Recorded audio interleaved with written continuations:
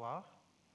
Et tout de suite, on va appeler Madame Bouayed pour nous parler des maladies auto-inflammatoires pour un diagnostic et prise en charge simplifiée.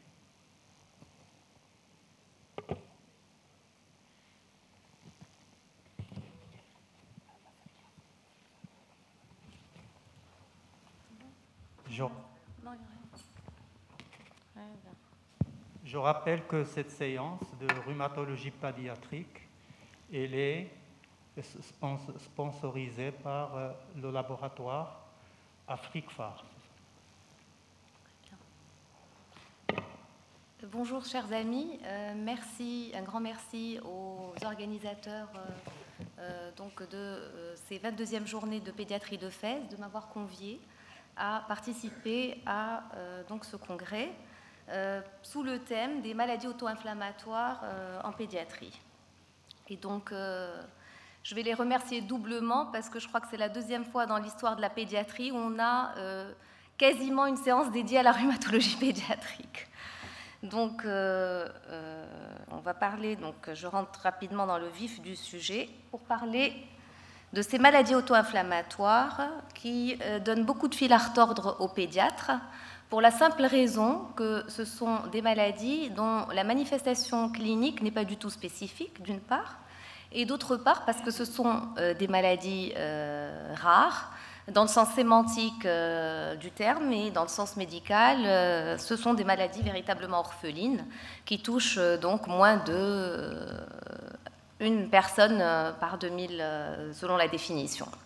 Donc cette rareté confère une forme de méconnaissance parmi les cliniciens, et donc c'est ce qui est à l'origine d'un retard diagnostique qui peut aller de quelques semaines, quelques mois, voire quelques années. Et je dirais qu'en fait, le patient et sa famille vont s'inscrire dans un espèce de vagabondage médical d'un médecin à l'autre, tant qu'ils n'ont pas de diagnostic, parce qu'ils sont dans une grande inquiétude. Donc, si je devais définir les maladies auto-inflammatoires, en réalité, ce sont des maladies qui sont génétiques et qui sont liées directement à une dysrégulation du système immunitaire rattachée à des mutations génétiques qui vont porter sur des protéines de l'immunité innée, et donc ce sont des protéines qui vont donc être à l'origine des cascades inflammatoires. Et cette mutation, forcément, va aboutir à la maladie auto-inflammatoire. Elles sont dites monogéniques parce que le gène est identifié. Donc, pour revenir au concept de maladie auto-inflammatoire, donc, cette maladie auto-inflammatoire, comme on l'a déjà dit, donc elle va mettre en jeu l'immunité innée. Cette immunité innée qui est sollicitée à chaque fois que l'organisme est agressé, et donc qui va solliciter les cellules de l'immunité innée qui sont le polynucléaire de monocytes et le macrophage. C'est une réaction qui est non spécifique et qui est quasi immédiate, à opposer aux maladies auto-immunes qui, elles, vont mettre en jeu l'immunité acquise avec une réponse retardée et davantage spécifique, et qui va mettre en jeu donc, les cellules de l'immunité adaptative que sont le lymphocyte T B autoréactif ainsi que les auto-anticorps. Alors ça, c'est dans un monde en fait imaginaire en réalité, parce que les limites et les frontières ne sont pas si bien délimitées. Et dans chaque maladie auto-inflammatoire, il y a une part d'auto-immunité et vice-versa. Et toujours dans cette même rubrique, c'est un espèce de continuum. On démarre par la maladie auto-inflammatoire pour aboutir à la maladie auto-immune. Et nous, on va se concentrer sur les maladies auto-inflammatoires monogéniques essentiellement, avec comme prototype, comme vous le savez, la fièvre méditerranéenne familiale et d'autres. Et puis également certaines maladies auto-inflammatoires polygéniques. Et quand on dit polygénique, cela signifie qu'à aujourd'hui, le gène de la maladie n'a pas encore été identifié, mais qu'il existe des polymorphismes et des variants qui portent sur plusieurs gènes, et c'est l'intrication de tous ces phénomènes qui va aboutir à la genèse de la maladie auto-inflammatoire. Et je cite à titre d'exemple la maladie de Marshall ou ce qu'on appelle le FAPA syndrome. Donc, en pratique, quand est-ce qu'on va devoir penser à une maladie auto-inflammatoire ? Eh bien, donc, il y a des situations qui doivent nous faire évoquer ces maladies inflammatoires, et notamment, ce sont les épisodes de fièvre récurrente. Et en général, il faut compter quand même plus de 3 épisodes. Et je vais utiliser le terme de stéréotypé. Il y a une forme de stéréotypie à plusieurs niveaux. Un en termes de durée de la fièvre, où les parents vont vous décrire un épisode fébrile qui va durer toujours entre 1 et 3 jours, ou entre 3 et 5 jours, donc ça sera toujours répétitif. Avec donc des prodromes identiques et des facteurs déclenchants identiques, ainsi que des signes associés identiques. Et voilà, pour vous dire, j'ai une petite fille qui aujourd'hui a 12 ans, et les parents qui suivent pour une FMF, et les parents reconnaissent le début de la crise, parce que la petite, systématiquement, va faire des céphalées intenses 24 heures à 48 heures avant de démarrer sa crise. Et depuis qu'elle est pubère, elle fait ça en prémenstruel. Donc ces maladies auto-inflammatoires sont donc caractérisées par ces fièvres qui sont répétitives et stéréotypées, et qui vont être entrecoupées d'un intervalle libre qui est quasi asymptomatique ou qui peut être peu symptomatique. Elle s'associe systématiquement à un syndrome inflammatoire biologique. Il n'y a pas de maladie auto-inflammatoire sans inflammation biologique. Donc on va demander la C-réactive protéine et la sérum amyloïde A protéine, qui est également une protéine de l'inflammation aiguë, et dont l'intérêt, c'est que dans ces maladies-là, vous savez qu'elles sont pourvoyeuses d'amylose rénale, et la sérum amyloïde A est un très bon reflet précurseur d'une amylose. Et bien sûr, dans la même lignée, on va rechercher la notion de consanguinité ou de cas similaires dans la famille. La consanguinité va davantage nous orienter vers des maladies à transmission autosomique récessive, les cas similaires vers des maladies à transmission autosomique dominante. Donc, on voit bien que l'interrogatoire joue un rôle fondamental. Et en fait, le but de cet interrogatoire, c'est de refaire une espèce de, comment dirais-je, d'essayer de reconstituer une histoire, un scénario qui peut s'inscrire dans le cadre des maladies auto-inflammatoires. Donc, une fois qu'on est dans ce cadre-là, la première chose, c'est quand même d'écarter tout ce qui peut prêter à confusion avec les maladies auto-inflammatoires. Et je citerai donc tout ce qui est déficit immunitaire, bien sûr, neutropénie cyclique, maladie auto-immune, néoplasie. Et puis, c'est ce qu'on appelle l'apprentissage immunitaire, les choses classiques que les pédiatres ont l'habitude de voir. Une fois qu'on a exclu donc tous ces diagnostics, on est là pour reconsidérer le diagnostic de maladie auto-inflammatoire, et donc d'aller chercher les signes associés qui vont nous orienter vers telle ou telle maladie auto-inflammatoire. Et là, donc, je vais vous proposer l'observation de la petite Inès, qui est une petite fille que je reçois la première fois à l'âge de 3 ans et 10 mois, pour un tableau de fièvre récurrente inexpliquée.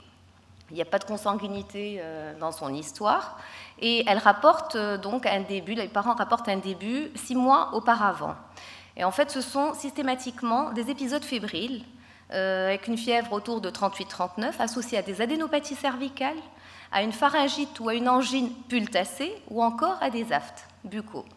Ces épisodes durent 4 à 5 jours, et donc avec des intervalles libres de 4 à 5 semaines, une petite qui grandit parfaitement bien. Elle arrive avec un bilan qui a été déjà fait par son pédiatre référent qui me l'a adressé.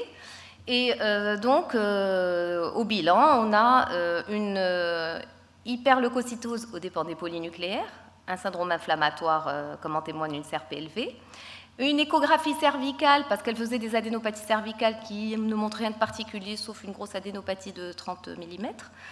Et puis, le pédiatre a été jusqu'à la biopsie. La biopsie n'a pas été contributive, une adénite inflammatoire. Donc, elle avait l'habitude d'être traitée par des antibiotiques au moment des épisodes. Ça, c'est son histoire. Donc, 26 mars, elle me rapporte son histoire. Fièvre, adénopathie cervicale, angine pultacée, aphthose et CRP à 245. 36 jours plus tard, encore fièvre, adénopathie cervicale et pharyngite. 38 jours plus tard, donc, elle fait le 8 juin une fièvre, des adénopathies, une angine pultacée. Donc, en fait, c'est vraiment des épisodes qui sont récurrents à un intervalle moyen de 35 jours. Et finalement, elle atterrit en consultation le 10 septembre. Et j'insiste, et la maman me rapporte un intervalle intercritique libre. Donc à cette étape-là, quel diagnostic évoquer et qu'est-ce qu'on va faire?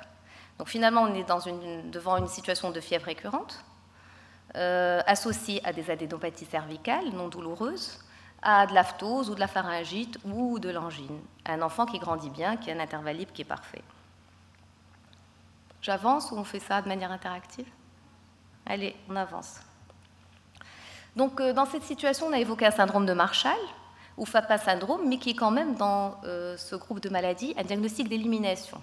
Et on a évoqué également le MKD, le mévalonate kinase deficiency, donc le déficit en mévalonate kinase que vous connaissez peut-être par le syndrome hyper-IgD, et devant la fièvre et devant les adénopathies cervicales, l'aphthose. Et puis en dernier, on a évoqué la fièvre méditerranéenne familiale avec moins de conviction. Donc dans ce sens, on a dosé l'acide mévalonique dans les urines qui était normal.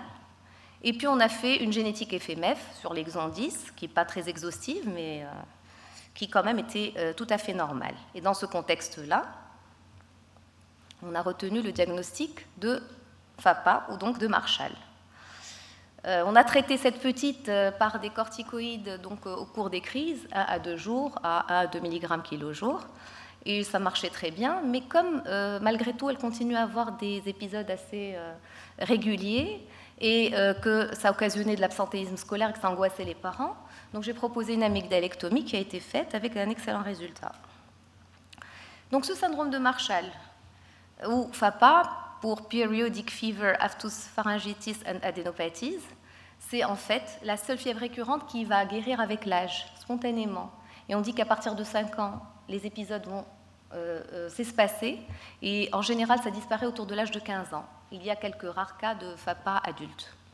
Donc le traitement est un traitement symptomatique des accès par de l'ibuprofène et puis par des corticoïdes quand ça ne marche pas.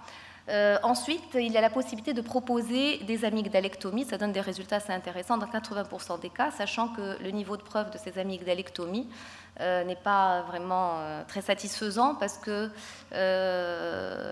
tout ce qui est publié en fait et qui a donc on va dire les 2 études véritablement double aveugle sur lesquelles on s'est basé, ce sont des échantillons restreints. Donc c'est à prendre avec des pincettes.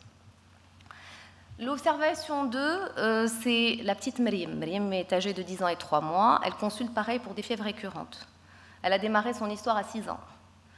Sa fièvre dure une journée, mais elle est tellement intense qu'elle ne peut pas aller à l'école. Ça arrive 1 à 2 fois par mois. Elle a des douleurs thoraciques associées, des douleurs abdominales. Elle a fait une fois un épisode d'éruption un peu érysipélatoïde au niveau de la jambe, et elle rapporte un épisode de myosite de la jambe droite. Donc, quelle sera votre démarche? C'est cette petite fille de 10 ans et 3 mois qui a encore une fois des fièvres récurrentes, qui sont stéréotypées, associées à des douleurs thoraciques, des douleurs abdominales. Donc on sait encore une fois qu'on est probablement dans le contexte d'une maladie auto-inflammatoire. Donc on complète l'anamnèse pour voir s'il y a de la consanguinité ou pas. C'est un élément supplémentaire qui va nous aider à retenir le diagnostic. Et là on voit parfaitement que cette petite fille est issue d'un mariage consanguin. Donc on a évoqué la maladie auto-inflammatoire probablement à transmission autosomique récessive, et on a évoqué en premier lieu la FMF qui est de loin la maladie auto-inflammatoire la plus fréquente. Donc, on a fait un bilan en ce sens, une CRP, une VS qui était élevée, et puis on a fait également la sérum amyloïde A qui était très élevée à 1010, sachant que la normale est inférieure à 6, et là donc on est un petit peu inquiet. On se dit attention, elle a peut-être déjà développé une amylose rénale, la bandelette urinaire était normale, il n'y avait pas de protéinurie, ce qui nous a beaucoup rassurés.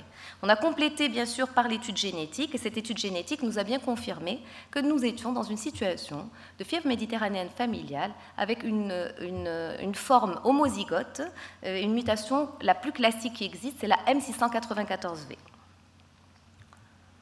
Donc le délai diagnostique est de 4 ans et 3 mois. 4 ans plus tard, elle a un petit frère cadet qui commence à devenir symptomatique. Et donc là, on teste le petit frère et également, il a la même chose. Les parents ont toujours refusé de se faire tester. Il y a une forme de culpabilité, donc ces choses-là, on n'insiste pas beaucoup. Donc cette fièvre méditerranéenne familiale, elle est retenue sur des critères cliniques. C'est un diagnostic qui est purement clinique. Les critères que l'on utilise, ce sont des critères turcs qui ont été publiés en 2012. C'est les seuls critères qui ont été validés sur des populations purement pédiatriques. Et donc, voilà les critères sur lesquels on se base. C'est l'existence d'une fièvre supérieure à 38,5 et c'est toujours la durée, entre 6 heures et 72 heures. L'existence de douleurs abdominales, de douleurs thoraciques, d'atteintes articulaires, mais également une histoire familiale de fièvre méditerranéenne familiale. Donc pour retenir le diagnostic, c'est soit 3 critères et on est dans une FMF qui est retenue formellement, soit 2 critères et on est dans une FMF probable, mais on peut s'aider à ce moment-là de la génétique. Alors l'intérêt de la génétique, c'est davantage un intérêt pronostique, parce que c'est fonction des mutations. Et on sait aujourd'hui que la M694V, quand elle est à l'état hémozygote, elle est extrêmement pourvoyeuse d'amylose rénale. Donc c'est important, on va être davantage vigilant dans cette situation-là. Alors l'observation 3, c'est Selmen. Selmen est un petit qui a 3 ans et demi actuellement, qui a été adressé pour des fièvres récurrentes inexpliquées à partir de l'âge de 9 mois par l'équipe de pédiatrie infectieuse. Dans ses antécédents, ce petit a un cousin qui est suivi pour le même tableau. Il n'y a pas de consanguinité, mais il a un grand-père maternel qui a des histoires de fièvre, mais qui n'ont jamais été explorées, en tout cas sans diagnostic. Ce petit a démarré son histoire à partir de l'âge de 4 mois. Il a été hospitalisé à plusieurs reprises, en infectieuse pour des épisodes de fièvre, où il a eu un grand screening sur le plan du déficit immunitaire, et donc l'équipe de pédiatrie infectieuse a écarté formellement le déficit immunitaire. Donc il nous l'adresse au service pour des crises fébriles stéréotypées qui durent 4 à 5 jours, qui sont à l'interrogatoire déclenchées par les vaccinations. D'ailleurs, la maman n'a pas poursuivi le schéma de vaccination parce qu'elle voyait qu'à chaque fois que l'enfant était vacciné, il développait des symptômes, avec des adénopathies cervicales importantes, des espèces de paquets ganglionnaires extrêmement douloureux, et un rash cutané. Au niveau de l'intervalle intercritique, il n'était pas complètement asymptomatique, mais il était peu symptomatique, c'est-à-dire qu'il gardait les adénopathies, mais beaucoup moins de taille réduite. Et à l'examen clinique, donc quand on le reçoit à 9 mois, il était fébrile à 39. Il pesait 5,5 kg, donc vraiment un impact sur la croissance. Il avait une splénomégalie à 3 travers de doigts, une hépatomégalie aux dépens du lobe gauche et des adénopathies cervicales douloureuses et très gênantes. Donc à cette étape-là, nous avons évoqué une maladie auto-inflammatoire puisque le déficit immunitaire avait été écarté. Et parmi ces maladies auto-inflammatoires qui débutent très tôt et qui sont en transmission autosomique récessive, il y a le déficit en mévalonate kinase. Et donc on a évoqué en premier lieu le déficit en mévalonate kinase, mais on a évoqué également certaines maladies auto-inflammatoires à transmission autosomique dominante puisqu'il n'y avait pas de consanguinité dans cette famille. Donc on a fait un bilan, l'enfant était inflammatoire sur le plan biologique. On a fait un rapport albumine sur créature urinaire qui était normal et donc qui nous écartait les risques d'amylose. Et on a été dosé l'acide mévalonique dans les urines. Et là, on avait un taux très élevé qui était supérieur à 3000 et quelques. Ce qui nous a permis de retenir le déficit en mévalonate kinase avec un délai diagnostique de 5 mois. Juste pour vous dire, ça c'était en 2018. On a des patients qui ont des délais diagnostiques de 5 ans parce que ça ne fait que 2-3 ans qu'on est beaucoup plus, qu'on y pense beaucoup plus, on va dire. Donc ce malade a été traité par un anti-ELA, l'anakinra, à la dose de 5 mg kg jour qui a été débuté le 18 août 2018. Et on a vu de suite le résultat de ce traitement. Les épisodes fébriles, donc, les intervalles se sont réduits, passant de tous les 10 jours à tous les 2-3 mois, d'une part, avec une symptomatologie beaucoup plus atténuée. Et à l'examen clinique donc, du 8 mars 2021, c'est à la dernière consultation, c'est un enfant qui a 3 ans et 4 mois, qui pèse 12 kg, qui a une taille de 90 cm, mais qui n'a plus d'hépato, qui n'a plus de splénomégalie, qui a des petites adénopathies cervicales, mais qui garde toujours un petit fond inflammatoire biologique qui nous ennuie, honnêtement. Et ça, ces courbes de croissance, je ne sais pas si on voit bien, mais au départ, vous voyez la taille, elle est vraiment loin du couloir normal. Et puis, alors ça, c'est le premier, c'était à 21 mois. Et le dernier, c'est donc la dernière prise de taille, et il commence à approcher la limite du couloir inférieur. Tant qu'il est inflammatoire, forcément, ça inhibe l'IGF-1 et donc ça retarde la croissance. Donc ce mévalonate kinase deficiency, appelé, je dirais à tort, syndrome hyper-IgD, à tort parce que tout simplement, l'augmentation des immunoglobulines D n'est pas du tout spécifique ni pathognomonique, et on peut voir ça dans tous les syndromes inflammatoires. Donc c'est une maladie qui va débuter très précocement dans la vie, à savoir en général au cours de la première année de vie, donc les premiers mois de vie. C'est des crises qui sont un peu plus longues que la FMF, la fièvre méditerranéenne familiale, qui vont durer 3-7 jours, et qui sont déclenchées soit par des épisodes d'infection, soit par la vaccination, comme on a vu chez notre petit Souleymane, avec une rythmicité de toutes les 4 à 8 semaines. Les fièvres en général sont vraiment bien marquées, au-delà de 39. Le symptôme auquel vous devez vraiment prêter attention, c'est ces paquets ganglionnaires cervicaux qui sont franchement douloureux. On peut en avoir aussi en inguinal ou en axillaire. Et puis, donc ça s'associe à des aftes. Les signes digestifs également, et en termes de signes digestifs, il faut prêter attention au vomissement en particulier. Alors, ça s'associe à des signes cutanés, là le rash il est complètement polymorphe, donc il n'y a pas de spécificité, et à une pointe de rate. Donc pour confirmer ce diagnostic, chez nous au Maroc en tout cas, le dépistage c'est le dosage de l'acide mévalonique dans les urines, qui revient très augmenté. Et idéalement, il faudrait confirmer par une génétique MKD ou par le dosage de l'activité enzymatique. Et le dosage pondéral des immunoglobulines D, oublié, c'est vraiment un épiphénomène, ça n'a pas beaucoup d'intérêt. Je ne sais pas si j'ai encore un peu de temps pour vous parler d'une autre... Donc là, c'est l'observation, la dernière observation, c'est un autre groupe de pathologies. C'est un grand garçon qui s'appelle Saïd et qui a 14 ans et demi, au moment où, voilà, qui a été admis à l'âge de 4 ans dans les services de chirurgie pédiatrique pour des tableaux pseudo-chirurgicaux aigus, où il a bénéficié donc, de résection, d'iléostomie, etc., pour des vascularites intestinales récurrentes. Donc au bout de la 3e fois, les chirurgiens se sont posé des questions, ils se sont dit, c'est pas possible, il ne fait pas des vascularites intestinales comme ça, donc peut-être qu'il faudrait l'adresser pour un bilan étiologique. Cet enfant avait un grand retard staturopondéral, et à l'époque, ce que nous avions évoqué, donc devant ces vascularites intestinales itératives, c'était soit une périartérite noueuse, soit un Wegener, parce qu'il y avait aussi une composante pneumopathie, soit un déficit immunitaire. Et donc, on a fait, parce qu'il présentait en parallèle des otites purulentes et voilà, de la pneumopathie. Donc, l'interrogatoire retrouvait la notion de consanguinité. L'enfant était malentendant, il était sourd. Et donc, cette histoire de multiples perforations digestives. On a initié des traitements devant cette vascularite à l'anapathe, comme ça, en ne sachant pas très bien ce que c'était, par des corticoïdes. Et dès qu'on dégraissait, cet enfant rechutait. Et donc, on a intensifié et on a mis vraiment l'arsenal thérapeutique agressif, hein, comme dans toutes les vascularites, avec des traitements d'induction, des traitements d'entretien. On a mis du cyclophosphamide en mensuel pendant 6 perfusions pendant 6 mois, puis on a relié par l'azatioprine. Ça nous a permis de réduire beaucoup la corticothérapie à vraiment une toute petite dose. Et on a réussi à avoir une forme de stabilité. Alors, ce qu'il gardait, c'est quand même de temps en temps des épisodes de fièvre récurrente avec de l'urticaire, de la conjonctivite.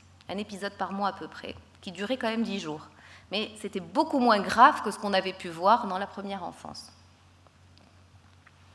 Donc là, qu'est-ce qu'on pourrait faire?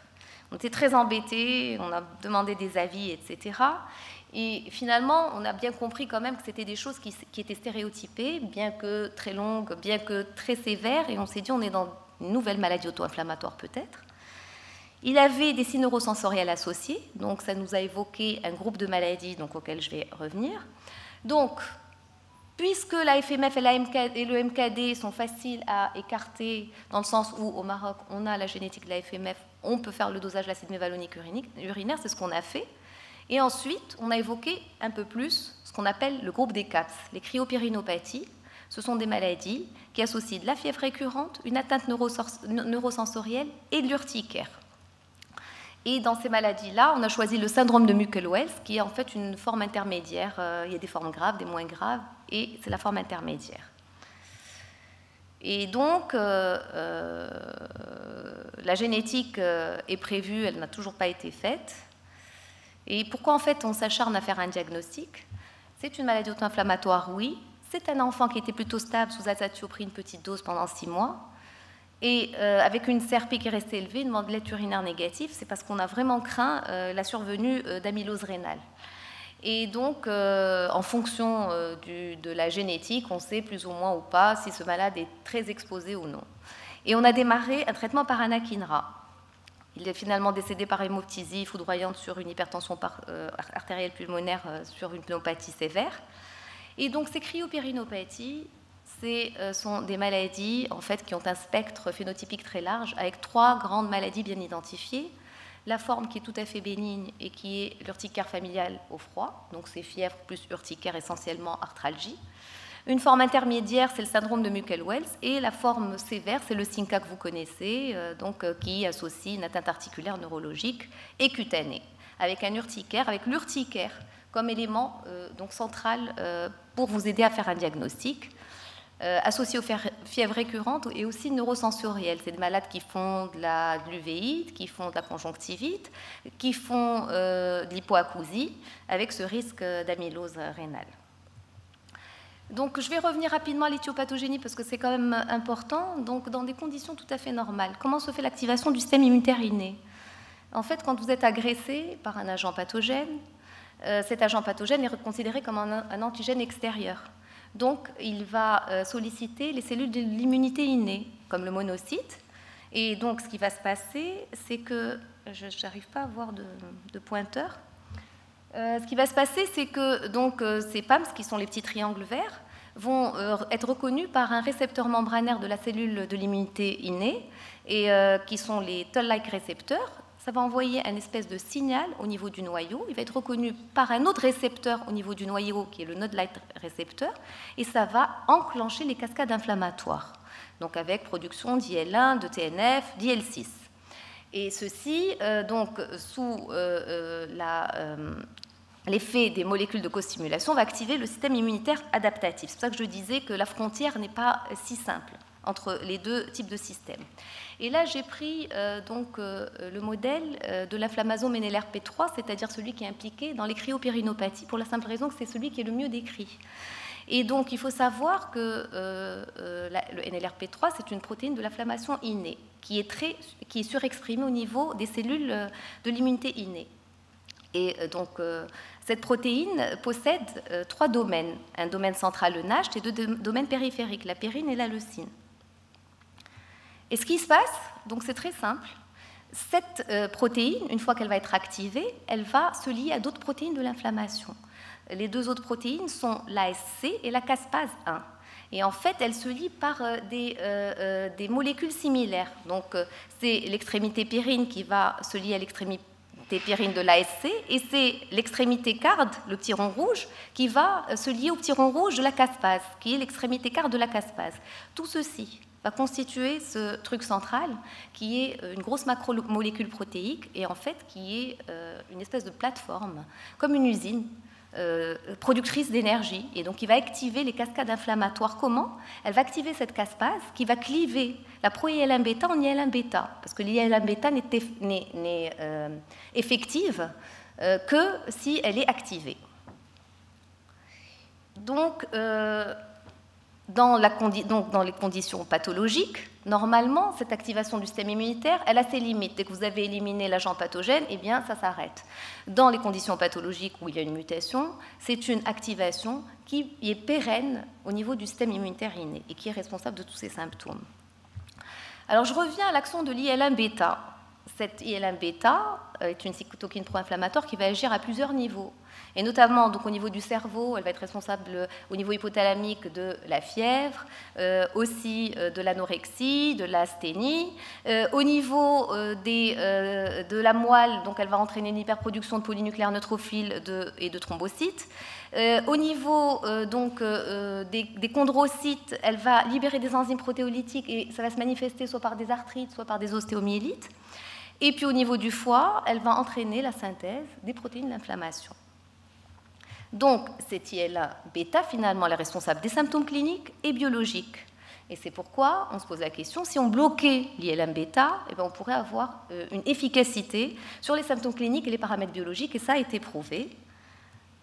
Et donc aujourd'hui, nous avons à notre disposition des molécules anti-IL-1. Il y a 3 molécules qui sont bien connues, c'est l'anakinra, le canakinumab et le rhinolacept. Alors les 2 dernières n'existent pas au Maroc. Le canakinumab est très utilisé en Europe, donc c'est un anticorps monoclonal qui va en fait se lier à l'IL-1 bêta et l'empêcher de se lier à son récepteur membranaire. Le rhinolacept, c'est une molécule qui est davantage utilisée aux USA et qui est une protéine recombinante et qui va se lier encore une fois à l'IL-1 bêta et l'empêcher de se lier donc à son récepteur. Et enfin, je vais parler un peu plus de l'anakinra parce que c'est la seule molécule qui est disponible au Maroc et sous ATU, sous réserve d'ATU. Donc cette anakinra, c'est une forme recombinante de l'IL-1, et j'entends par là tout simplement qu'elle va empêcher l'IL-1 bêta de se lier à son récepteur parce qu'elle va court-circuiter, elle va se lier à la place de l'IL-1 bêta. Et vous savez que si l'IL-1 bêta ne se lie pas à son récepteur membranaire, eh ben, il ne va pas y avoir de transduction du signal. Et donc, ce blocage de transduction va bloquer justement le processus inflammatoire.